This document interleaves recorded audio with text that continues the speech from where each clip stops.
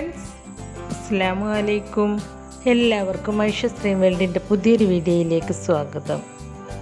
ഇന്ന് നമ്മൾ ബീഫ് വെച്ചിട്ട് നല്ല ടേസ്റ്റി ആയിട്ടുള്ള കബാലിയത്താണ് കേട്ടോ തയ്യാറാക്കാൻ പോകുന്നത്. ഈ ചോറ് എന്ന് പറയുന്നത് ബിരിയാണിയും കഫ്സയും കൂടി വരുന്നൊരു മിക്സാണ് കേട്ടോ. പിന്നെ ഇത് ബിരിയാണി ഉണ്ടാക്കുന്ന അത്ര സമയവും വേണ്ട, അത്രക്കൊന്നും ചേരുവകളും ആവശ്യമില്ല. വളരെ സിമ്പിളായിട്ട് തയ്യാറാക്കി എടുക്കാൻ പറ്റുന്ന നല്ലൊരു റൈസ് റെസിപ്പിയാണിത്. അപ്പം നമുക്കിതെങ്ങനെയാണ് തയ്യാറാക്കി എടുക്കുന്നത് എന്ന് നോക്കാം. കബാലിയത്ത് ഉണ്ടാക്കാനായിട്ട് ഞാനിവിടെ 1 കിലോ ബീഫാണ് എടുത്തിട്ടുള്ളത്. ഈ ഒരു വലിപ്പത്തിൽ അത്യാവശ്യം വലുതായിട്ട് തന്നെയാണ് കേട്ടോ ഞാനിത് കട്ട് ചെയ്തെടുത്തിട്ടുള്ളത്. കട്ട് ചെയ്തതിന് ശേഷം ഞാൻ ഈ ബീഫ് നന്നായി കഴുകി വൃത്തിയാക്കി അതിൽ വെള്ളമൊക്കെ വാർത്തെടുത്ത് വെച്ചിട്ടുണ്ട്. ഈ ബീഫ് ആദ്യം ഒന്ന് കുക്കറിലിട്ട് വേവിച്ചെടുക്കണം. അതിനായിട്ട് ഞാൻ ഈ ബീഫ് ഒരു കുക്കറിലേക്ക് ഇട്ട് കൊടുക്കുകയാണ്. കുക്കറിലാവുമ്പോൾ പെട്ടെന്ന് വെന്ത് കിട്ടും, അതുകൊണ്ടാണ് കുക്കറിലിട്ട് വേവിച്ചെടുക്കുന്നത്. ഇനി ഞാൻ ഈ ബീഫിലേക്ക് 1 ടേബിൾ സ്പൂൺ മന്തി മസാലപ്പൊടിയാണ് ഇട്ട് കൊടുക്കുന്നത്. ഇതിലേക്ക് മന്തി മസാലപ്പൊടി തന്നെ ചേർത്ത് കൊടുക്കണം എന്നൊന്നുമില്ല കേട്ടോ. കഫ്സയുടെയോ അല്ലെങ്കിൽ ഏതെങ്കിലും ഒരു അറബിക് മസാലപ്പൊടി ചേർത്ത് കൊടുത്താലും മതി. പിന്നെ ഞാൻ ഇതിലേക്ക് 1 ടീസ്പൂൺ കുരുമുളക് പൊടിയാണ് ചേർത്ത് കൊടുക്കുന്നത്. കുരുമുളക് പൊടിയൊക്കെ നിങ്ങളുടെ എരിവിനനുസരിച്ചൊക്കെ ചേർത്ത് കൊടുക്കുക കേട്ടോ. പിന്നെ 1/2 ടീസ്പൂൺ മഞ്ഞൾപ്പൊടി. പിന്നെ ഇതിലേക്ക് മാഗിയുടെ 1 ചിക്കൻ ക്യൂബാണ് ഇട്ട് കൊടുക്കുന്നത്.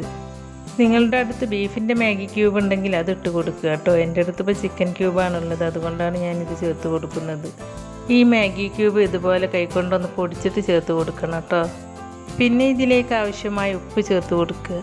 നമ്മൾ ചേർത്ത് കൊടുത്ത മാഗി ക്യൂബിലും കുറച്ചൊക്കെ ഉപ്പുണ്ടാവും കേട്ടോ. അപ്പോൾ ഉപ്പൊക്കെ നോക്കിയിട്ട് അതിനനുസരിച്ചൊക്കെ ചേർത്ത് കൊടുക്കുക കേട്ടോ.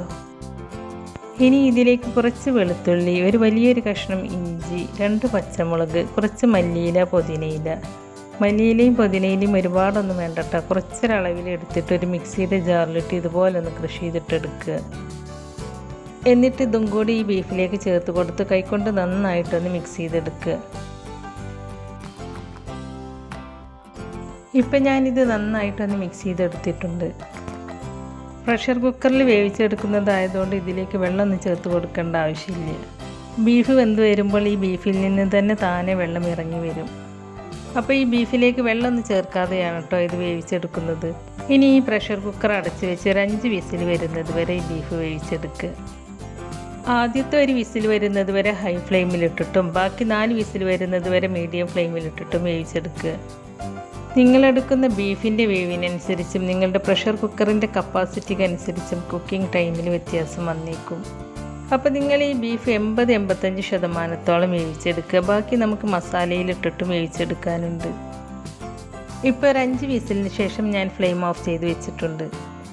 ഇനി ഈ കുക്കറിൻ്റെ പ്രഷറൊക്കെ പോകുമ്പോഴേക്കും നമുക്കിതിലേക്ക് വേണ്ട മസാല റെഡിയാക്കി എടുക്കാം. അപ്പോൾ അതിന് വേണ്ടിയിട്ട് ഞാനൊരു കടായി അടുപ്പത്ത് വെച്ചിട്ടുണ്ട്. ഈ കടായി ചൂടായിട്ട് വരുമ്പോൾ അതിലേക്ക് 3 ടേബിൾ സ്പൂൺ ഓയിൽ ഒഴിച്ച് കൊടുക്കുക. ഓയിൽ ചൂടായിട്ട് വരുമ്പോൾ ഇതിലേക്ക് അത്യാവശ്യം വലിയ 4 സവാള കട്ട് ചെയ്തതും ചേർത്ത് കൊടുക്കുന്നുണ്ട്. 1 കിലോ ബീഫിലേക്ക് നമ്മളിവിടെ 1/2 കിലോ സവാളയാണ് കേട്ടോ എടുത്തിട്ടുള്ളത്. അപ്പോൾ നിങ്ങൾ 1/2 കിലോ ബീഫാണ് എടുക്കുന്നതെങ്കിൽ ഇതിൻ്റെ പകുതി 1/4 കിലോ സവാള എടുത്താൽ മതി കേട്ടോ. ഇനി ഈ സവാള പെട്ടെന്ന് വഴന്നു വരാൻ വേണ്ടിയിട്ട് ഇതിലേക്ക് കുറച്ച് ഉപ്പ് ചേർത്ത് കൊടുക്കുന്നുണ്ട്. ഉപ്പ് ചേർത്ത് കൊടുത്തതിന് ശേഷം ഈ സവാള നല്ല സോഫ്റ്റായിട്ട് വരുന്നത് വരെ നന്നായിട്ടൊന്ന് വഴറ്റിയെടുക്കുക. സവാള അത്യാവശ്യമൊന്ന് നല്ല സോഫ്റ്റായിട്ട് വഴന്നു വരുന്ന സമയത്ത് ഇതിലേക്ക് 1 ടേബിൾ സ്പൂൺ ഇഞ്ചി വെളുത്തുള്ളിയും കൂടി ചതച്ചത് ചേർത്ത് കൊടുക്കുക.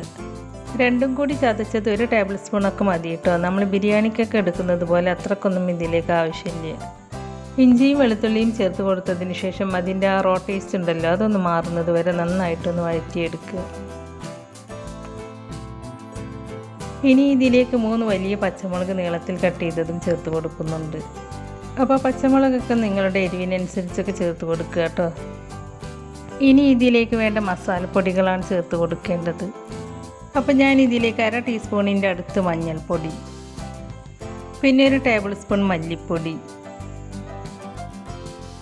പിന്നെ 1.5 ടേബിൾ സ്പൂൺ മന്തി മസാലപ്പൊടിയും ചേർത്ത് കൊടുക്കുന്നുണ്ട്. മന്തിക്കോ കഫ്സക്കോ ഉപയോഗിക്കുന്ന ഏതെങ്കിലും അറബിക് മസാലപ്പൊടി ആയാലും മതി. ഇനി എല്ലാം കൂടി നന്നായിട്ടൊന്ന് മിക്സാക്കി എടുക്കുക. നമ്മളെടുത്ത മാഗി ക്യൂബിൻ്റെ ബോക്സിൽ 2 മാഗി ക്യൂബാണ് ഉണ്ടാവുക. അതിൽ 1 നമ്മൾ ബീഫ് വേവിച്ചെടുക്കുമ്പോൾ ചേർത്ത് കൊടുത്തിട്ടുണ്ട്. ബാക്കി 1 എണ്ണം കൂടി ഇല്ലേ, അത് ഈ സമയത്ത് ഇതുപോലെ ഒന്ന് പൊടിച്ചിട്ട് ചേർത്ത് കൊടുക്കുക. എന്നിട്ട് ഇതെല്ലാം നന്നായിട്ടൊന്ന് മിക്സ് ചെയ്തെടുക്കുക. ഇപ്പം നമ്മുടെ കുക്കറിൻ്റെ പ്രഷറൊക്കെ പോയിട്ടുണ്ട്. ഇനി നമുക്കിത് തുറന്ന് നോക്കാം. അപ്പോൾ ഇത് കണ്ടോ, ബീഫൊക്കെ നന്നായിട്ട് വെന്ത് കിട്ടിയിട്ടുണ്ട്. ബീഫ് വെന്തിട്ടില്ലെങ്കിൽ ഒരു വിസിൽ കൂടി കൊടുത്തിട്ട് വേവിച്ചെടുത്താൽ മതി. ഇനി ഈ ബീഫ് ഇതിലെ വെള്ളത്തോട് കൂടിയിട്ട് തന്നെ ഈ മസാലയിലേക്ക് ചേർത്ത് കൊടുക്കുക. നമ്മൾ ബീഫ് വേവിക്കാൻ വെക്കുന്ന സമയത്ത് ഇതിലേക്ക് വെള്ളമൊന്നും ചേർത്ത് കൊടുത്തിട്ടില്ല, എന്നാലും ഈ ബീഫിൽ വെള്ളം ഉണ്ടാവും. ഇതിലിപ്പോൾ കുറച്ച് വെള്ളം ഉണ്ടായി എന്ന് വിചാരിച്ചിട്ട് പ്രശ്നമൊന്നുമില്ല കേട്ടോ, കാരണം കുറച്ച് സമയം കൂടി ഈ ഒരു മസാലയും ബീഫും കൂടി ഒന്ന് വെന്ത് വരാനുണ്ട്. അപ്പോൾ ഇതൊന്ന് വെന്ത് വരുമ്പോൾ ഇതിലെ വെള്ളം കറക്റ്റ് ആയിക്കോളും. ഇനി ഇതൊരു ചെറിയ തീയിൽ ഒരു 10 മിനിറ്റ് നേരം അടച്ച് വെക്കുക കേട്ടോ. അപ്പോഴാണ് ഒന്നുകൂടി നല്ല സെറ്റായിട്ട് കറക്റ്റായിട്ട് വെന്ത് കിട്ടുക.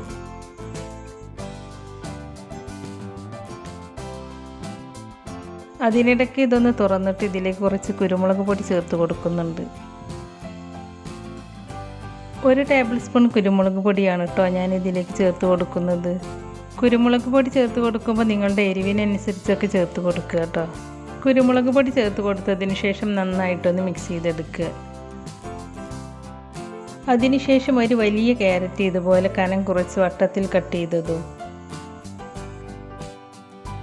പിന്നെ ഒരു ക്യാപ്സിക്കം നീളത്തിൽ കട്ട് ചെയ്തതും ചേർത്ത് കൊടുക്കുന്നുണ്ട്. എന്നിട്ട് ഇതെല്ലാം നന്നായിട്ടൊന്ന് മിക്സ് ചെയ്തെടുക്കുക.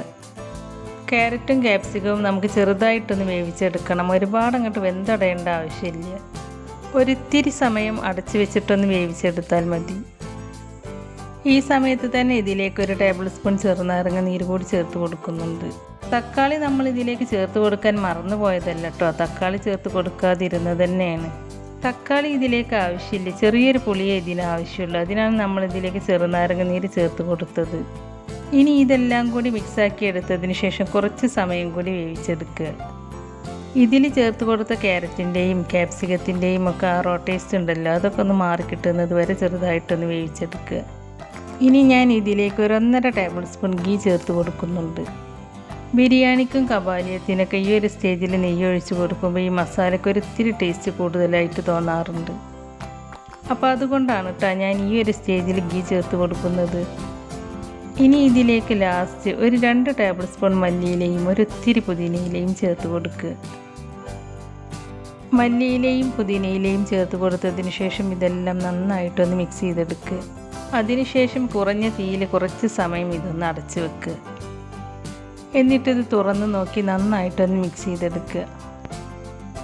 ഇപ്പം നമ്മുടെ മസാല റെഡി ആയിട്ടുണ്ട്. ഇനി നമുക്കിതിലേക്ക് വേണ്ട ചോറ് റെഡിയാക്കി എടുക്കാം. അപ്പോൾ ചോറ് റെഡിയാക്കാനായിട്ട് ഞാനിവിടെ ഗോൾഡൻ സെല്ല ബസ്മതി റൈസാണ് എടുത്തിട്ടുള്ളത്. ഇത് നന്നായി കഴുകിയതിന് ശേഷം 1 മണിക്കൂർ സോക്കാവാനായിട്ട് വെള്ളത്തിലിട്ട് വെക്കണം കേട്ടോ. 1 to 1.25 മണിക്കൂർ എന്തായാലും ഈ റൈസ് കുതിർത്ത് വെക്കണം കേട്ടോ, എന്നാലേ നമുക്കിത് പെർഫെക്റ്റ് ആയിട്ട് വെന്ത് കിട്ടുള്ളൂ. ചോറ് വെക്കാനായിട്ട് ഞാനൊരു പാത്രം അടുപ്പത്ത് വെച്ചിട്ടുണ്ട്. അതിലേക്ക് 3 ടേബിൾ സ്പൂൺ സൺഫ്ലവർ ഓയിൽ ഒഴിച്ച് കൊടുക്കുക.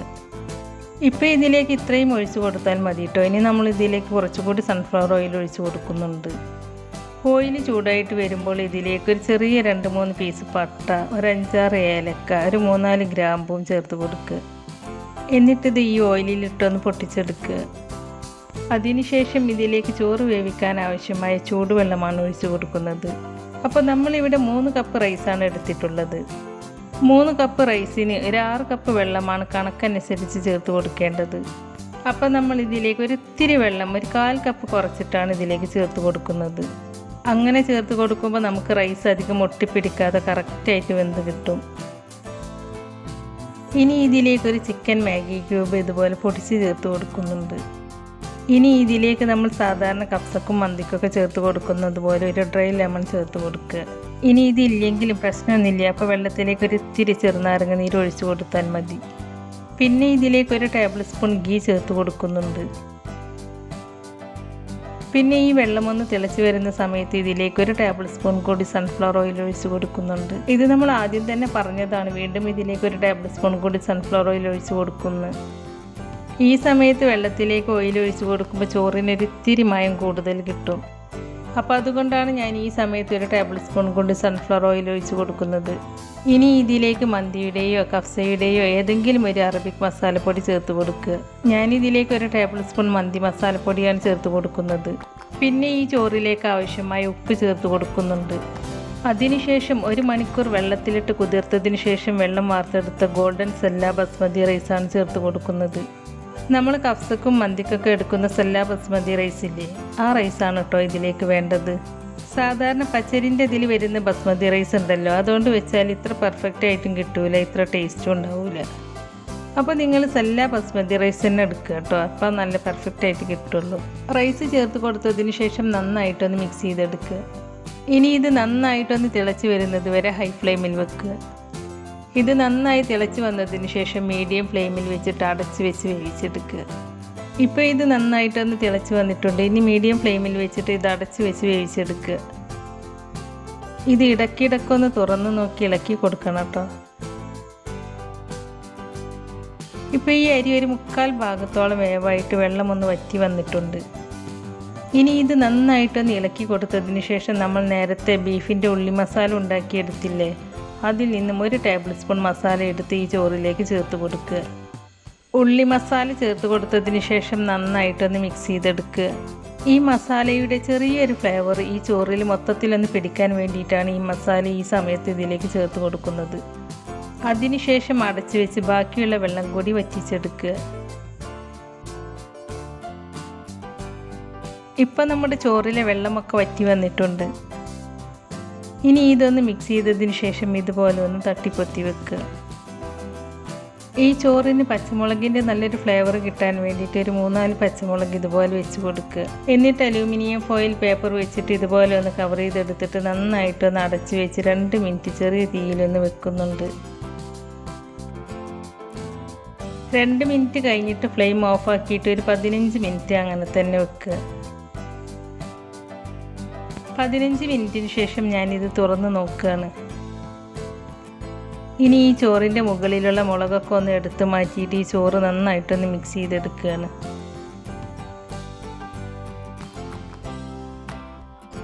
അപ്പോൾ ഈ ചോറ് ഒട്ടും ഒട്ടിപ്പിടിക്കാതെ നല്ല പെർഫെക്റ്റ് ആയിട്ട് തന്നെ വെന്ത് കിട്ടിയിട്ടുണ്ട്. ഇനി നമുക്കിത് ചൂടോട് കൂടി തന്നെ സെർവ് ചെയ്യാവുന്നതാണ്. നമ്മൾ ബിരിയാണിയൊക്കെ ചെയ്യുമ്പോൾ ദം ചെയ്തെടുക്കുന്ന പരിപാടിയൊന്നും ഈ കബാലിയത്ത് റൈസിന് ആവശ്യമില്ല കേട്ടോ. ചോറ് വിളമ്പിയെടുക്കുക, അതിൻ്റെ മുകളിൽ നമ്മൾ റെഡിയാക്കി വെച്ച മസാലയും വിളമ്പിയെടുക്കുക, അത്രയേ ഉള്ളൂ ഇതിൻ്റെ പരിപാടി. ചോറ് അടിയിലും മസാല മുകളിലും വരുന്ന രീതിയിൽ ഇതുപോലെ വിളമ്പിയെടുത്താലും മതി. അപ്പോൾ വളരെ ടേസ്റ്റി ആയിട്ട് ബീഫ് കൊണ്ടുള്ള കബാലിയത്ത് ഇവിടെ റെഡിയായി കിട്ടിയിട്ടുണ്ട്. അപ്പോൾ നിങ്ങൾ ബീഫ് വെച്ചിട്ട് ഈ രീതിയിൽ കബാലിയത്ത് ട്രൈ ചെയ്ത് നോക്കിയിട്ടില്ലെങ്കിൽ ഇതുപോലെ ഒന്ന് ട്രൈ ചെയ്ത് നോക്കുക കേട്ടോ. എന്നിട്ട് അതിൻ്റെ അഭിപ്രായം നമ്മുടെ കമൻറ്റ് ബോക്സിൽ എഴുതി അറിയിക്കാനും മറക്കരുത്. അപ്പോൾ നിങ്ങൾക്ക് എൻ്റെ ഇന്നത്തെ ഈ വീഡിയോ ഇഷ്ടമായിട്ടുണ്ടാവുമെന്ന് വിചാരിക്കുന്നു. ഇഷ്ടമായിട്ടുണ്ടെങ്കിൽ ലൈക്ക് ചെയ്യാനും നിങ്ങളുടെ ഫ്രണ്ട്സിനും ഫാമിലിയിലേക്കൊക്കെ ഒന്ന് ഷെയർ ചെയ്ത് കൊടുക്കാനും, അതുപോലെ ചാനൽ സബ്സ്ക്രൈബ് ചെയ്യാതെ പുതുതായി ആരെങ്കിലും കാണുന്നവരുണ്ടെങ്കിൽ ഒന്ന് സബ്സ്ക്രൈബ് ചെയ്ത് സപ്പോർട്ട് ചെയ്യുകയും ചെയ്യണേ. സബ്സ്ക്രൈബ് ചെയ്യുമ്പോൾ നോട്ടിഫിക്കേഷൻ ബെല്ല് കൂടി ഓണാക്കി വെക്കുകയാണെങ്കിൽ ഞാൻ പുതിയ റെസിപ്പീസ് അപ്ലോഡ് ചെയ്യുമ്പോൾ അതിൻ്റെ നോട്ടിഫിക്കേഷൻ നിങ്ങൾക്ക് കിട്ടുന്നതാണ്. അപ്പോൾ ഇൻഷാ അല്ലാഹ് പുതിയ റെസിപ്പീസുമായി ഞാൻ വീണ്ടും വരാം. Thank you.